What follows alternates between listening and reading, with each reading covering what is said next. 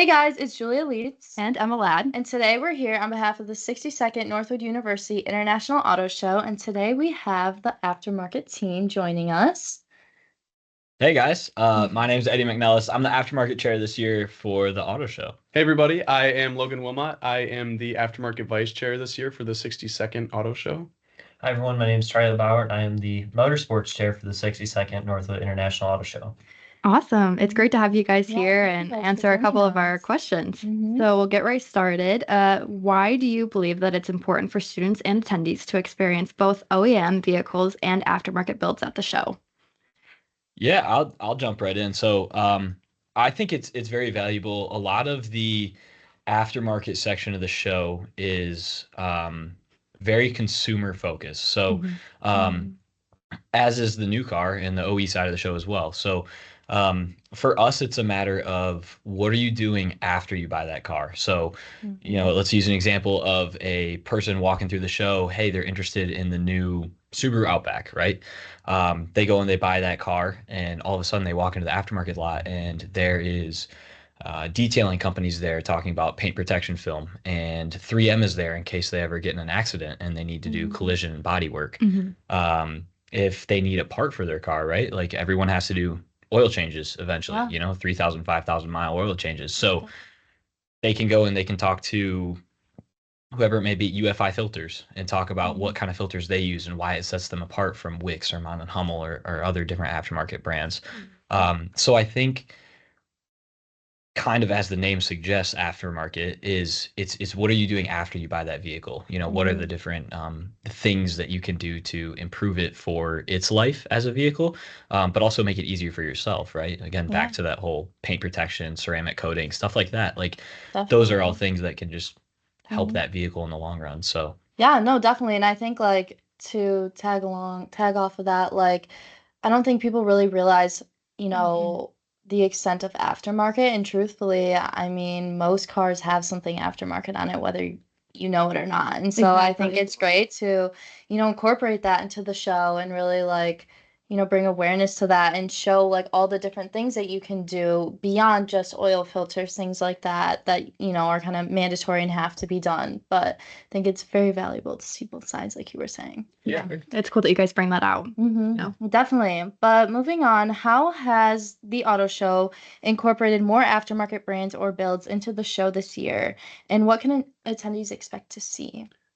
So I'll start off, and then I know Eddie and Charlie are going to hit on this a little bit more, but I think something that's really exciting that we're bringing this year is we're actually bringing two new divisions to the aftermarket. So along with our traditional kind of aftermarket lot, we're also having a racing division as well as a heavy duty division. And I think that is really cool and bringing out a lot of different avenues of the aftermarket, because I think when people think aftermarket, they think, sort of like what Eddie was talking about, the traditional oil filters, oil for your car, Dorman replacement parts, or even more of the performance, exhaust, things like that. But I think what a lot of people overlook sometimes is, hey, all these heavy duty trucks that are on the road, they all have, very specific heavy duty parts that are also manufactured in the aftermarket. And then along with that, which I know Charlie will hit on, so I won't talk about it too much, but racing is a huge part of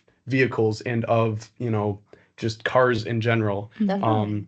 I think it is such a big thing, so many attendees, so many fans, so many car enthusiasts, want to build their cars to be like the race cars or things like that. And I think that will bring, and that'll bring so many more people to see kind of that part of the show, because I know when I was a kid, and even still now when I, go to different auto shows and different auto type events around the country, there's always crowds around the race cars. Everybody's looking at the race car. Oh, who drove this car? What tracks has this car been on? Things like that. So I think that will bring a lot of new attendees and a lot of things that attendees haven't seen before at the auto show. No, definitely. And I think it's great that we have those two new divisions being added, and it'll definitely be something for everyone to look forward to as well, something different at the show. But kind of to touch on that, do you want to speak a little bit about the motorsports division? Yeah, to go off what Logan said, motorsports is a sector of the aftermarket, and I think it's great that we're bringing it on. I mean, racing, obviously people think of the wins and the championships, and that's all part of it. But at Yeah. its core, a lot of these motorsports companies, they're funded by aftermarket companies. I mean, you have to think, especially NASCAR and IndyCar, Chevrolet, Ford, Honda, they're all a part of that, right? So Mhm. they all have ties to the OE world, but also the aftermarket. So I think bringing the motorsports, whether it be NASCARs or IndyCars or, whatever we got going right now, which we have a Mhm. lot, which I'm very happy about. Mhm. Great. But I think it's going to draw people in just because of the cool factor that, oh, there's, a race car and we'll put Mhm. kids in the cars and we're really big about that. But I think it's going to be a good tie between the aftermarket and then it's going to be a good tie to also what Northwood teaches with the automotive aftermarket and the Mhm. automotive management side. I think it's all going to play really well together. Yes. I'm really looking forward to I it. know, I'm I looking think that forward to just it as well. aftermarket brings so many great opportunities, especially what you guys are doing with just expanding it. I'm really excited to see what you guys will do. Yes, Sure, definitely. Looking absolutely. forward to it. So, tell us a little bit more about what goes into bringing aftermarket brands and displays to a show like this. Yeah, so I guess I can hit on that real quick.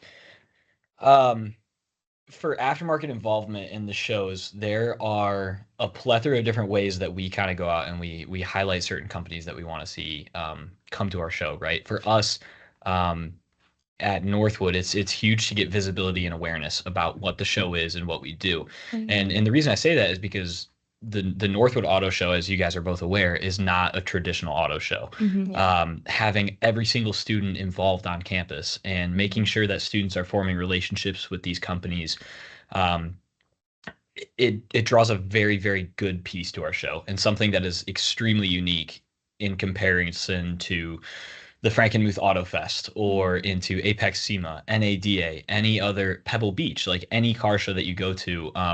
There's not a lot of young students that are looking to get into that industry at those shows, right? Like, yeah, you're going to find them everywhere. At every single show you go to, there's going to be somebody that is aspiring to be in that spot, right? Yeah. But at Northwood, you see that tenfold. So you see that during every single booth, every single display, every single person. So that's a big thing that we hit on with a lot of these aftermarket companies. And again, as Logan was touching on, and also Charlie, these aftermarket companies are huge. Like Charlie was talking about, they're paired with all these race teams. They're paired with manufacturers from across the globe, right? Like you look at, we'll use Liqui Moly as an example, one of the ones that we just picked up this year. Massive oil company started in Germany, right? So now their US division is like, we're growing at an exponential rate. We need to find kids that are passionate about this industry, that love what they do and Yeah. love what our brand stands for. Let's go to this auto show and see if we can try to pick up a couple kids there, right?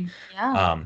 So getting all of those companies to kind of realize that, like, hey, you're on a campus with students that are studying this specific business type, like the specific, not even just automotive industry, but the automotive aftermarket industry, taking classes about warehouse management and distribution and supplier relations and selling and marketing and all of these different areas that all tie back into the same field of automotive aftermarket. So that's been a huge drawing point to get aftermarket companies onto our campus and come to our show. Just the ability to have all those companies and manufacturers interact with the students is one of the cool things that we kind of use to our advantage with our auto show coming up and having companies participate that way. So And to go off that too, I mean, I've been racing for 7 years, professionally for 3.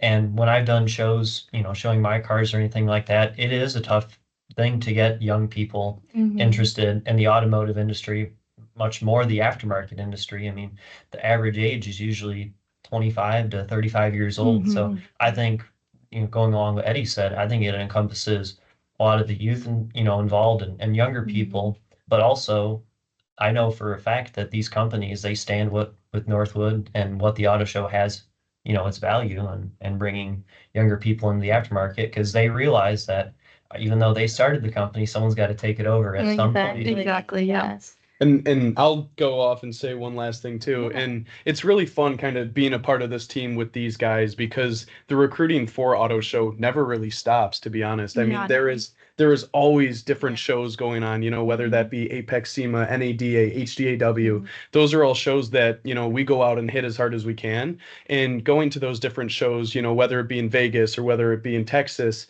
there's so many different companies from all over the country and all over the world, a lot of which that have never even heard of Northwood. So that is a really cool thing too, to walk up to somebody in a booth with your Northwood vest on, and they say to you, Northwood University, tell me a little bit about yourself. And that's where, we go into the whole pitch where, Eddie mentioned, hey, look, we are a private business school with two of our strongest majors being automotive and aftermarket, right? And those are two pillars that, no very little other schools in the country have. And I am biased, but I truly believe that Northwood has the best automotive programs in the nation.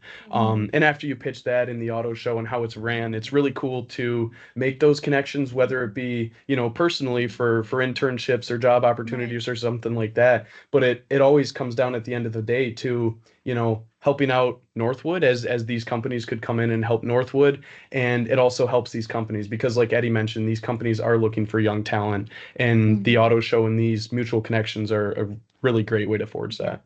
No, they are. And to touch on what all of you had to say, Northwood truly does give us such an incredible opportunity. We get firsthand exposure to the automotive and the aftermarket industry, and getting that at such a young age really sets us up for, so much success, and so many different opportunities are presented to us through the auto show and being able to get in contact with these companies and things like that. And I think it's just such a great experience, like you guys were all saying, and something that's truly valuable being here at Northwood. Yeah, and I think that's just what makes Northwood and the auto show so unique, is that we're student ran and we make so many unbelievable connections, and we're so young and we're already throwing ourselves into the real world and into the workforce, and seeing and getting a taste of what it's like, that by the time we're ready, we already know what we're doing. So Absolutely. yeah. And I feel like you guys are already great at that. So we have some professionals over here. So speaking of professionals, what has been one of your biggest challenges your team has faced while planning, and how did you guys overcome it? Yeah. Right now, just again, working alongside both of these amazing young men, the biggest challenge right now that we face in the aftermarket is the tariff struggle and just economic changes, right? Like we mentioned, again, going back to our example with Liqui, that's a German company, right? And yes, they have their own U.S. company, so to speak, on U.S. soil and stuff like that. But just the challenges of a lot of the aftermarket industry, again, are parts from around the world. And I'm not just saying just China, right? There's parts from Germany, there's parts from Japan, there's parts from Asia, just everywhere around the globe. So that's one of the biggest struggles that we're having right now. And again, if you look at side by side, the OE and the aftermarket, the OE side, excuse me, is going through, dealerships or working, in closely with their essentially OE manufacturers and OE companies. But at the end of the day, they're going through the retail side as well. Whereas a lot of times what myself, Logan, and Charlie get referred to is, head marketing departments and stuff like that, where they're trying to plan out their entire show schedule for every single event that they want to go to. And after a while, you see, especially, September, November being busy seasons for auto shows and stuff like that. You think about Apex and SEMA and PRI and different shows in that kind of time frame. It does get a little bit tough, but I will say, my team has been great. We've been extremely fortunate to have great connections in the industry. Again, tying back to what Northwood can do for us, right? And in leveraging all the people that we already have that graduated with our degrees and stuff. So that's been a big help for us, but I will say that's probably one of our biggest challenges at the same time. It's just the uncertainty and economic conditions and changes. So yeah. And I'll say right now, reaching out to a lot of these different companies, we're getting come back to me in a few weeks, come back to me in a few months. Yep, and I think, that is something that, we've already started to follow up from those first conversations. And it's going to be kind of a continuous struggle, but I think it's something that's, really beneficial as us for students to kind of learn, going into the workforce that, hey, if you do want to get something, you got to be persistent, you got to work for it. And, I think that also shows the companies that, hey, we are here and we are motivated to have you guys come on board, and, we're able to accommodate and, make sure that this is beneficial for both of us. So I think that's something that has, at least me personally, taught me a very valuable life skill, in that, being persistent in keeping and making those connections is really important. Yeah, definitely. It's huge. It really is. It goes a long way. Okay. What advice would you give future students who want to get involved with Northwood's Auto Show in the aftermarket division? Yeah, I would say the first one being, don't be hesitant to reach out. Like we were all in your shoes at one point in time, right? We were all freshmen. I remember my freshman year reaching out to Elise Richardson, who was the past aftermarket chair when I was a freshman, and just being able to have that conversation, sit down, say, hey, let's take a 5-minute phone call, just so I can explain to you a little bit about what we do, and how I can help you and how I can get you involved in as many things as possible, right?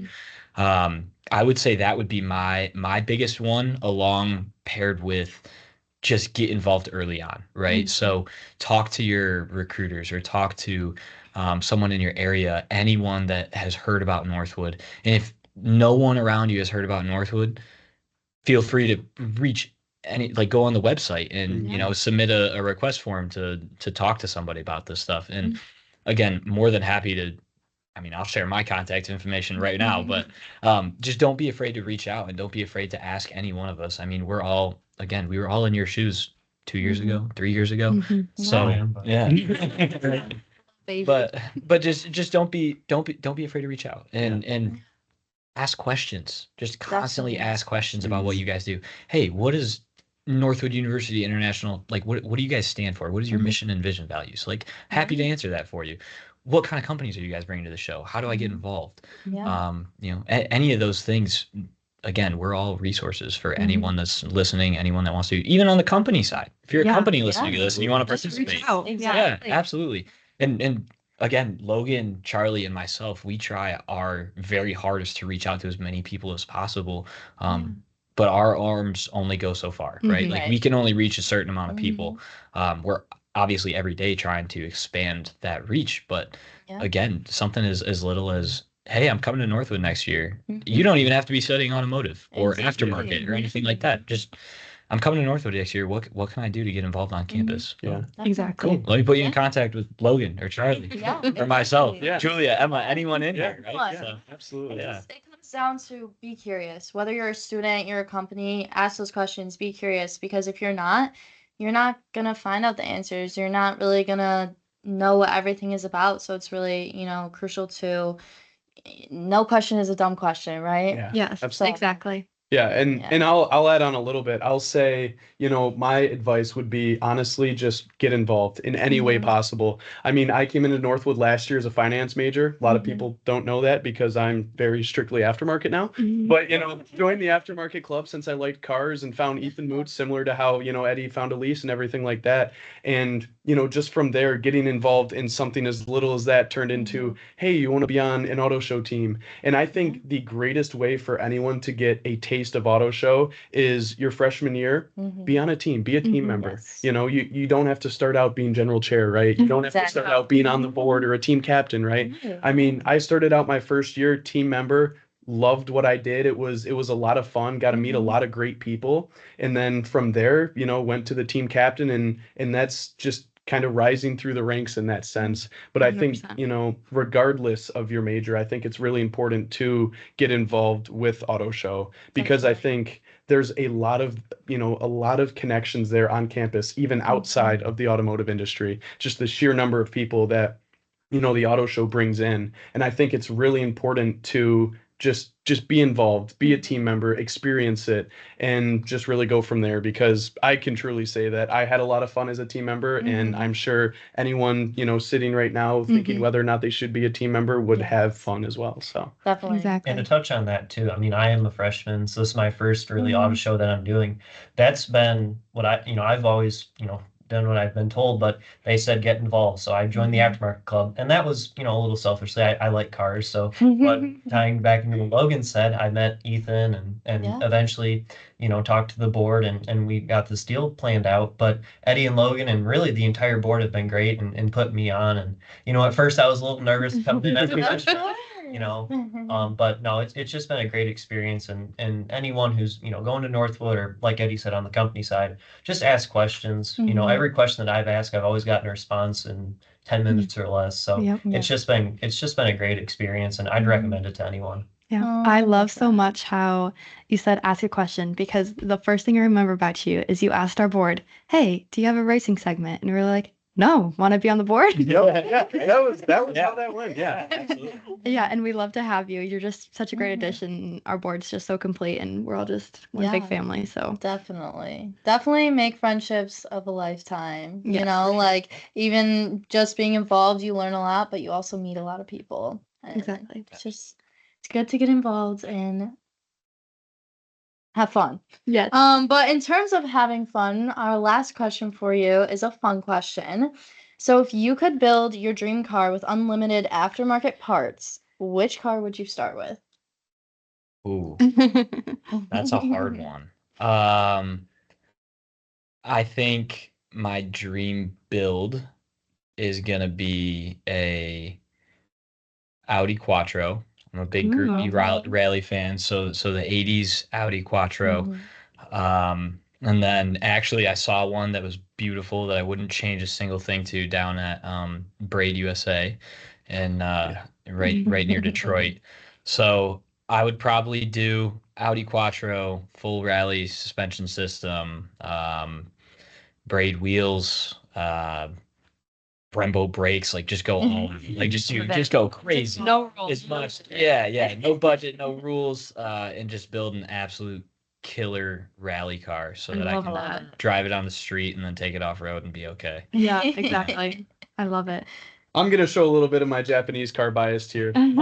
But I'm currently I have a 1999 Toyota Celsior, and Ooh. my dream build, I guess, so to speak, would be with that car. And I'd look at it to do kind of a VIP style build. So there's a really cool kind of small company over in Japan called Junction Produce, and they make some really cool VIP aero kits for the cars. So I would take my Celsior, I would do a full Junction Produce kit.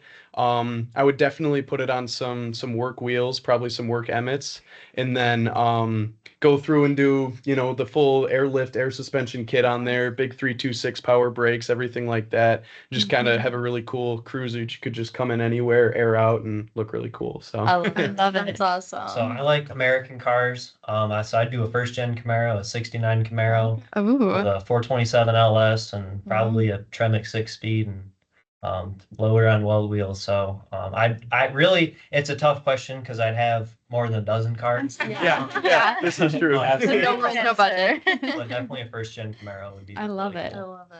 Well, thank you guys Yes, for thank joining you us so today. much. I had a great time. Lots of good information. Yeah, lots of good answers from you guys. Yeah. So thanks Yeah. so much for Yeah. coming on. Thank Yeah, you. thank you guys so much for having Absolutely. us.